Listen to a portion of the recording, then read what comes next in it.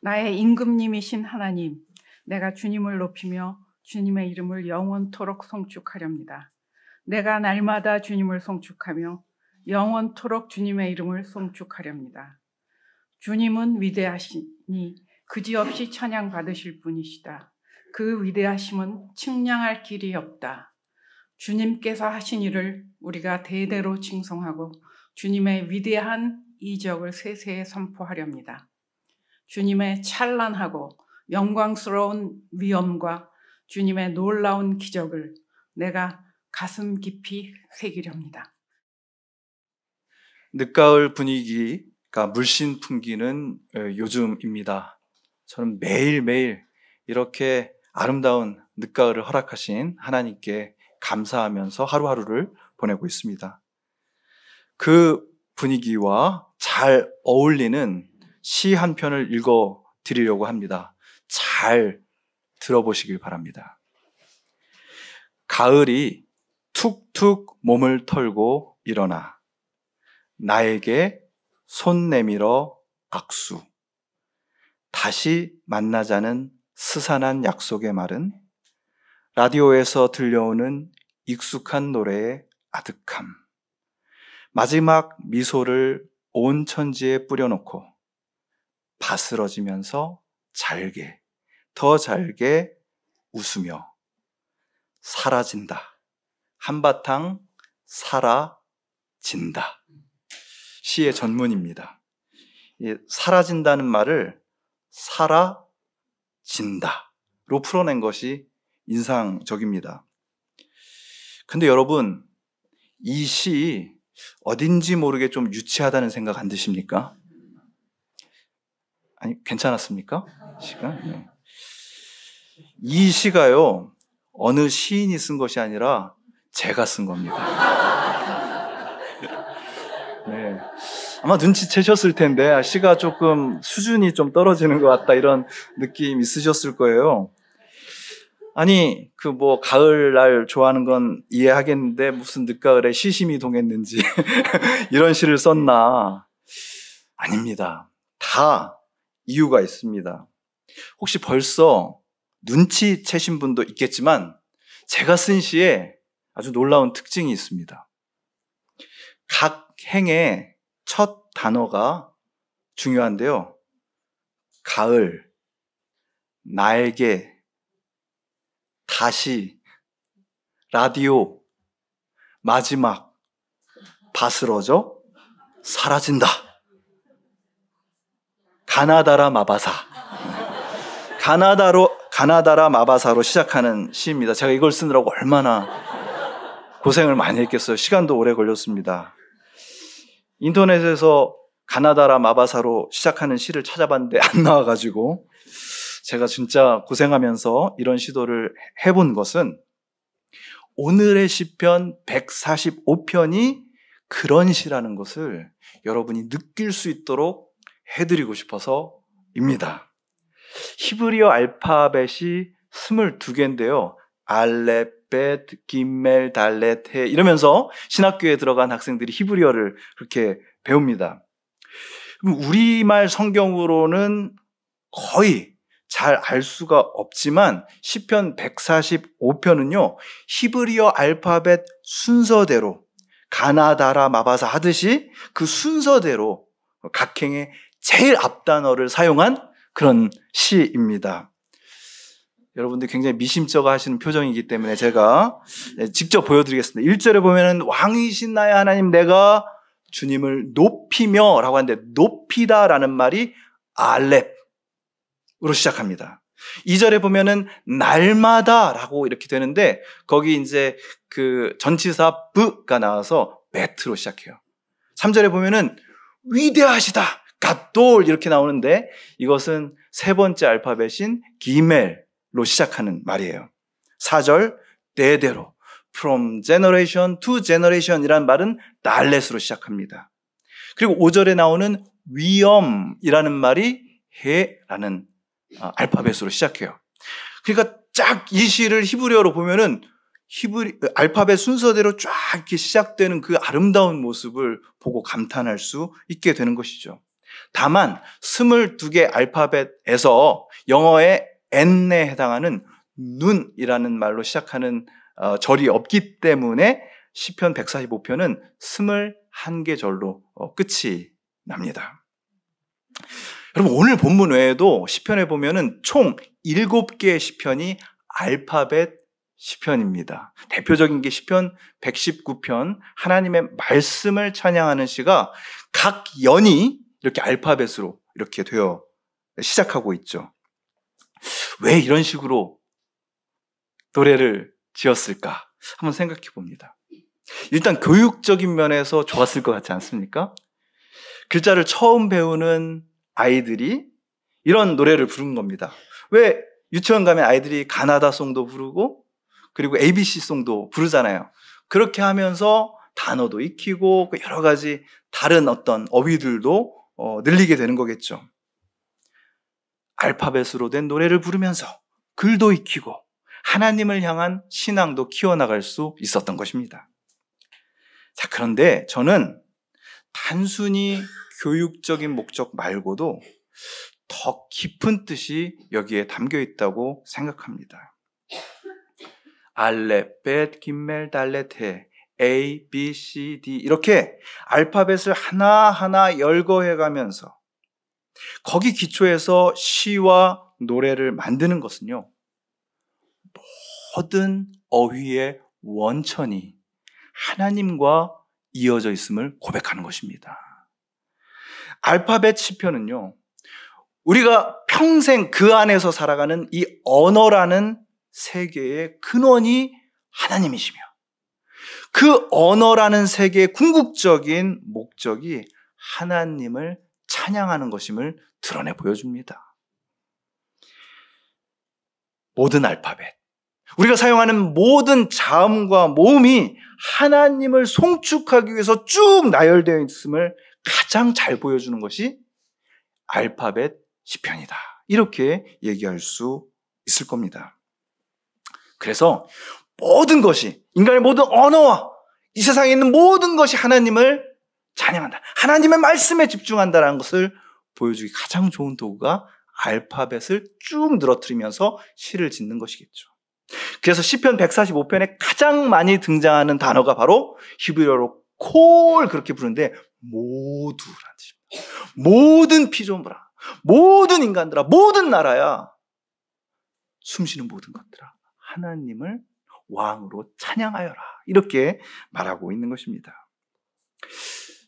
여러분, 혹시 사운드 오브 뮤직이라는 뮤지컬이자 영화 보셨어요? 네, 저도 봤는데, 네. 음악을 사랑하는 말괄량이 견습수녀인 마리아가 있습니다. 살츠부르크를 배경으로 하고 있죠. 아빠가 아주 군대식으로 7 아이들을 키우고 있는데 이 마리아가 그 집에 가정교사로 들어가서 아이들과 막 노래하면서 어떤 새로운 분위기를 만들어내고 또 사랑이 싹 트는 그런 뮤지컬이죠. 그 오스트리아의 아름다운 그 설산을 뒤에 배경으로 두고 푸른 초원에서 마리아가 7 아이들에게 도레미송을 가르쳐주는 장면이 제일 유명하다, 이렇게 볼 수 있을까요? 한참 도레미송을 가르쳐준 마리아가 중간에 잠깐 대사를 합니다. 혹시 기억하시는지요? 이런 대사입니다. 자, 얘들아, 도레미파솔은 우리가 노래를 만들 때 쓰는 도구일 뿐이야.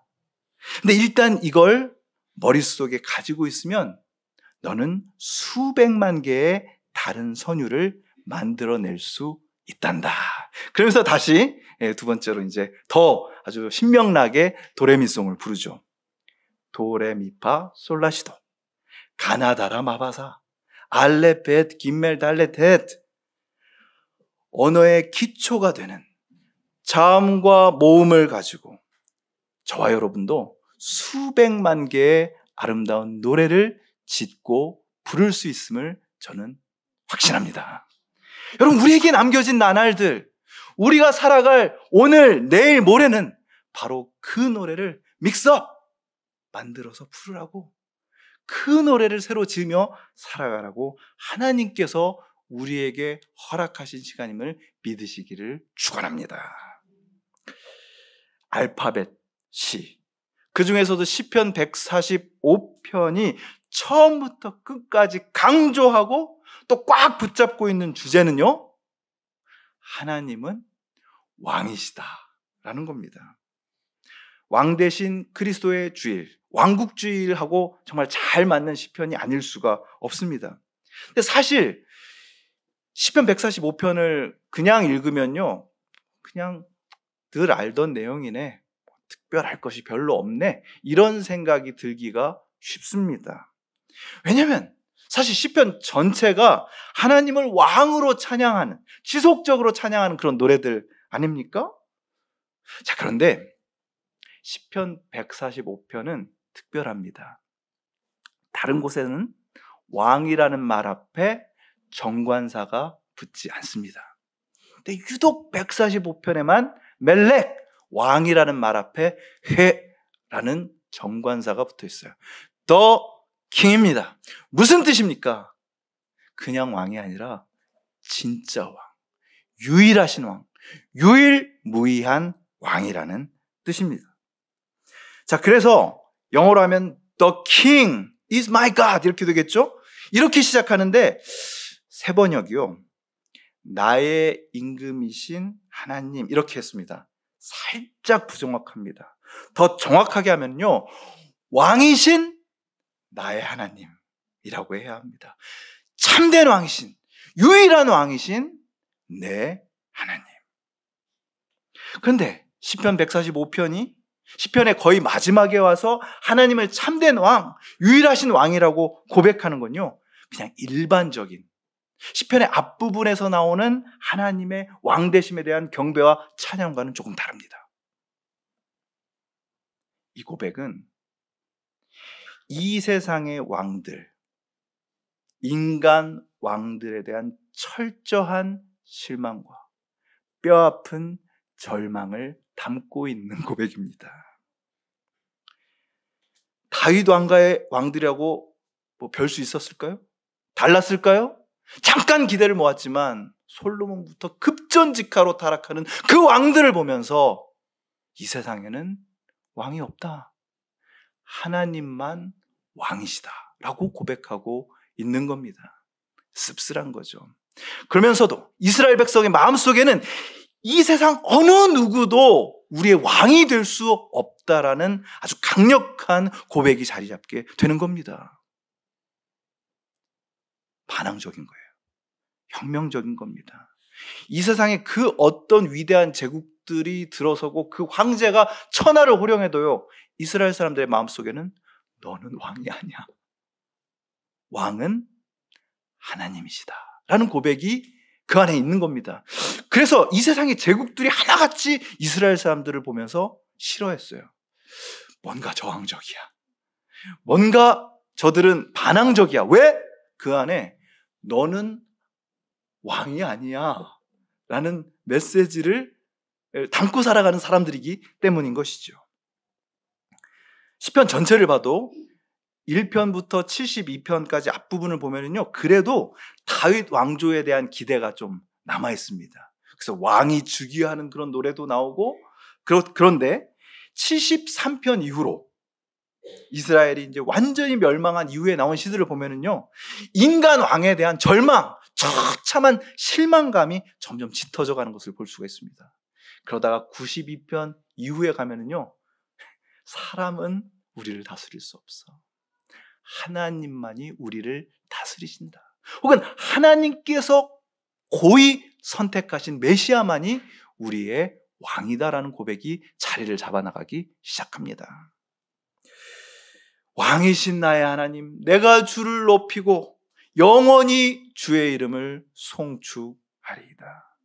이 노래는요, 이 세상의 권력자들에 대한 분노, 그들에 대한 뼈아픈 실망을 담고 있습니다. 이 세상의 그런 권력자들에 대해서 환상을 품고 영웅으로 우리에게 나타나는 그들에게 기대를 걸었던, 그들을 의지했던 나의 삶에 대한 반성이 담겨 있습니다. 저 사람이 왕이 되면, 저 사람이 리더가 되면 뭔가가 달라지겠지 라고 생각하면서 온통 그들에게 기대를 걸었던 우리의 마음을 다시 한번 돌아보게 되는 겁니다. 한 걸음 더 나아가 최소한 내 삶의 영역에서는, 우리 집에서는, 내가 만나는 사람들과의 관계 속에서는 내가 왕이 되려고 했던 나의 삶, 나의 주장을 관철시키고 내가 좋아하는 사람들로 내 주변을 꾸리고 나와 뜻이 맞는 사람들과 쿵탁쿵탁해서 뭔가를 바꿔보려고 했던 그런 마음들, 내 생각대로, 내 의지대로, 내 성격대로 나의 옳음을 관철시키려고 했던 나에 대한 반성입니다. 나는 안 그런데 라고 생각할 수 있어요. 이런 실험을 해보면 됩니다. 나의 계획, 나의 의지, 나의 생각이 틀어졌을 때 내 안에 어떤 분노와 좌절감이 피어오르는지를 보면 알 수 있어요. 내가 왕이었던 겁니다. 내가 왕이니까 왕인 내가 원하는 대로 되지 않는 나의 삶에 대해서 그렇게 분노하고 누군가를 저주했던 것이죠. 왕이신 나의 하나님, 내가 주를 높이고 영원히 주의 이름을 송축하리이다. 이것은 내가 그 왕자에서 내려오면서 부르는 노래입니다. 시편 145편은 우리가 진정한 왕으로 다시 고백하는 하나님이 어떤 분이신지를 마치 그림처럼, 생생한 그림처럼 우리에게 보여주고 있는 대목들을 담고 있어요. 14절, 17절, 18절입니다. 주님은, 왕이신 주님은 넘어지는 사람은 누구든지 붙들어 주시며 짓눌린 사람은 누구든지 일으켜 세우신다. 그분이 하시는 모든 일은 의롭다. 그분은 모든 일을 사랑으로, 헤세드, 사랑으로 하신다. 주님은 주님을 부르는 모든 사람에게 가까이 계시고 진심으로 부르는 모든 사람에게 가까이 계신다. 어떻게 계신다? 가까이 계신다.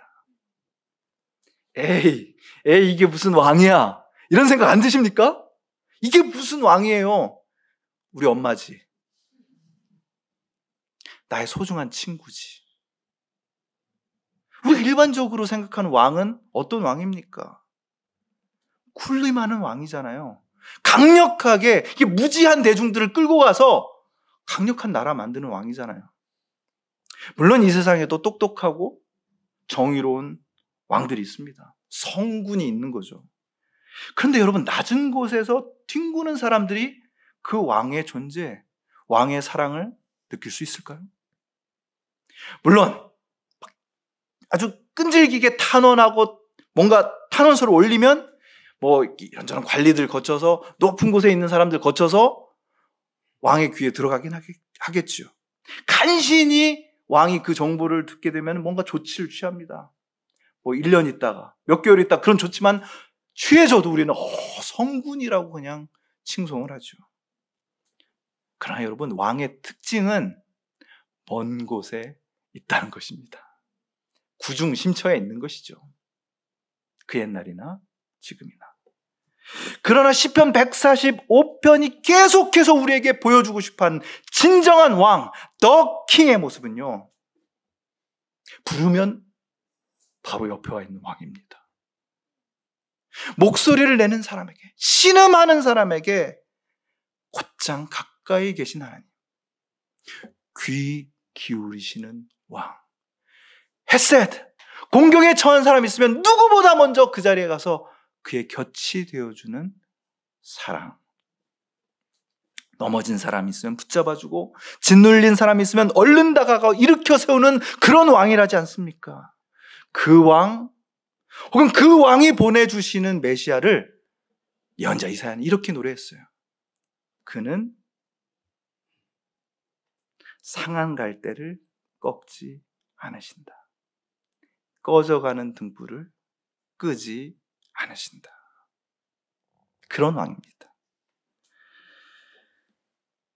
여러분, 저는 여러분을 볼 때마다 갈대 같다는 생각을 할 때가 있습니다. 저까지 포함해서 그래요. 상한 갈대입니다. 멀쩡한 것처럼 보이지만 어딘가가 꺾여 있어요. 허리가 뚝 끊겨 있기도 합니다. 나이가 상관이 있습니까? 지위가 상관이 있습니까? 내가 얼마나 벌고 있는지가 상관이 있습니까? 아니에요. 우린 갈대입니다. 그걸 너무나 애절하게 봐낸 한 시인이 이렇게 노래합니다. 언제부터인가 갈대는 속으로 조용히 울고 있었다. 바람도 달빛도 아닌 것, 갈대는 저를 흔드는 것이 제 조용한 울음인 것을 까맣게 몰랐다. 산다는 것은 속으로 이렇게 조용히 울고 있는 것이라는 것을 그는 몰랐다.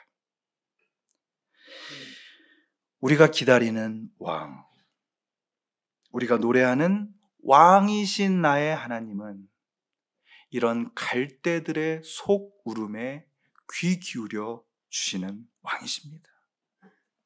꺾인 갈대에게, 속 울음에 겨워서 흔들리고 있는 갈대들에게 다가가 어루만져 주시는 왕이십니다. 참 다르죠.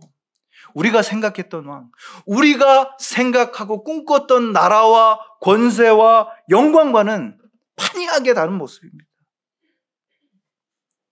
근데 오늘 시편은 바로 이런 나라, 권세, 영광의 왕을 우리에게 소개해주고 있는 거예요.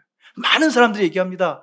주기도의 마지막 부분이 바로 시편 145편의 노래와 닮아 있다고 말입니다.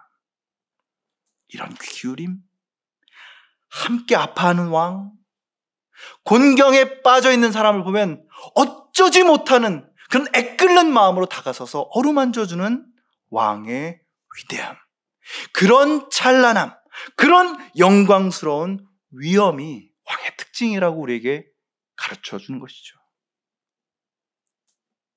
그 어떤 사람도, 인류 역사도 생각해내지 못했던 왕, 진짜 왕을 만나고 그분의 동행을 경험하는 여러분이 되시기를 축원합니다.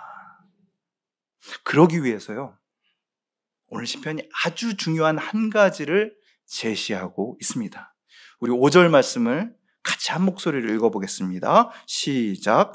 주님의 찬란하고 영광스러운 위엄과 주님의 놀라운 기적을 내가 가슴 깊이 새기렵니다. 여러분, 여기서 중요한 단어가 놀라운 기적이라는 말입니다. 히브리 말로 니플라오트라고 하는 말인데요. 안타깝게도 이 말이 욥기에서 가장 중요한 2개의 단어 중에 하나입니다. 여러분, 놀라운 기적하면 뭐가 생각납니까? 눈이 휘둥그레지는 뭔가 스펙타클한 그런 거, 일시적으로 나에게 나타나는 어떤 정말 환상적인 기적 떠올리잖아요. 그런 초월적이고 이례적인 사건을 뜻하는 말이 아니에요. 그럼 뭡니까? 리플라오트는요, 우리 인간이 예측하거나 파악할 수 없는 놀랍고 크고 기이하고 신비로운 영역을 가리키는 말입니다. 우리가 다 알 수 없는 어떤 영역이 있는 거예요. 우리는 하나님을 자꾸만 우리의 생각, 우리의 논리, 우리의 기대 속에 가둬 놓으려고 합니다. 하나님은 이런 분이셔야 하는 거예요. 내가 기도하면 들어주시는 분이어야 하는 거예요. 나의 이런 문제가 있으면 해결해 줘야 하는 분이신 거예요. 그러나 하나님은 놀라우신 분입니다. 하나님은 놀라운 기적의 하나님입니다. 우리가 파악할 수 있는 하나님 아니에요. 나의 기대를 만족시켜주는 하나님 더더욱 아닙니다. 나의 예상과 판단과 기대로는 도저히 파악할 수 없는 하나님을 말할 때 놀라운 기적의 하나님이라고 말하는 겁니다. 여러분, 작년 이맘때와 비교할 때 오늘 여러분의 삶은 어떻습니까? 그러고 보니 12월 3일 이전이네요. 여러분, 어떤 마음으로 그 시간을 살고 계셨습니까? 5년 전 여러분이 지금 이런 모습으로 살 거라고 상상이나 하셨습니까? 10년 전, 20대, 30대 여러분이 생각한 여러분의 삶하고 지금 여러분의 삶은 어떻게 다릅니까? 놀랍지 않습니까? 긍정적이든 부정적이든. 지금까지 그래왔듯이 앞으로도 우리의 삶, 1년 후, 3년 후, 5년 후, 10년 후 우리의 삶은 어떻게 될까요? 이 세상과 우리의 삶은요, 감히 우리가 상상할 수도 없는 놀라움의 습격을 당할 것입니다. 누구나 마찬가지. 차이가 있다면 그 놀라운 일, 내가 상상하지도 못했던 그 놀라운 일을 유심히 느끼고 기억하고 기록하고 누군가에게 이야기하고 가슴 깊이 새기는 사람이 있는 겁니다. 그렇지 않은 사람이 있어요. 주님의 놀라운 기적을 내가 가슴 깊이 새기렵니다. 가슴 깊이 새긴다라고 번역된 이 말도 굉장히 복잡한 말입니다. 그 의미를 잘 생각한다는 뜻도 있고 혼자 중얼중얼 읊조려 본다는 뜻도 있어요. 그리고 개역개정은 읊조린다라고 번역했습니다. 혹은 누군가에게 이야기하는 것, 혹은 노래로 만들어서 부르는 것입니다. 그것이 뭐든 중요한 것은 주님께서 내 삶에 보여주시는 놀라운 일, 내가 한 번도 기대한 적도 없고 이렇게 되리라고 예상한 적도 없는 그 놀라운 일을 그냥 흘려보내지 않고 가슴 깊이 새기는 것입니다. 이것이 차이를 만듭니다. 이것만이 중요합니다. 그때 여러분이 참되신 왕을 알아볼 줄로 믿습니다. 속으로 조용히 울면서 흔들리고 있는 갈대, 흔들리다 못해 꺾여버린 갈대들에게도 소망이 있습니다. 그것은 갈대 같은 인생, 갈대처럼 속울음을 웃는, 그 누구도 듣지 못하는 울음을 울고 있는 인생을 붙잡아 주시고 일으켜 주시는 왕을 경험하는 것입니다. 그 왕이 나에게, 그리고 이 나라는 존재를 넘어서서 다른 사람들과 피조 세계에 행하시는 놀라운 일을 깊이 생각하고 읊조리고 노래하고 가슴 깊이 새기는 것입니다. 할 수 있겠습니까? 하셔야 합니다. 오늘부터 하셔야 합니다. 그래서 탈무드는 시편 145편을 3차례 이상 반복해서 읽으면 다가오는 세상을 누리게 될 것이라고 합니다. 솔깃합니다. 기도하시겠습니다. 주님, 우리는 넘어집니다. 어디서 어떻게 짓눌리고 꺾여버렸는지 모르겠지만 꺾여진 갈대가 되어서 소구름을 삼키고 있습니다. 그러나 그런 넘어지는 인생을 붙들어 주시는 왕, 짓눌리고 꺾여버린 인생을 보듬어 일으켜 주시는 왕, 그 왕이신 나의 하나님, 내가 주님을 영원히 송축하렵니다. 하여 주님, 이 세상의 영웅들에게, 영웅인 것처럼 보이는 것들에게 미혹되거나 나 자신에게 미혹되지 않게 하여 주시옵소서.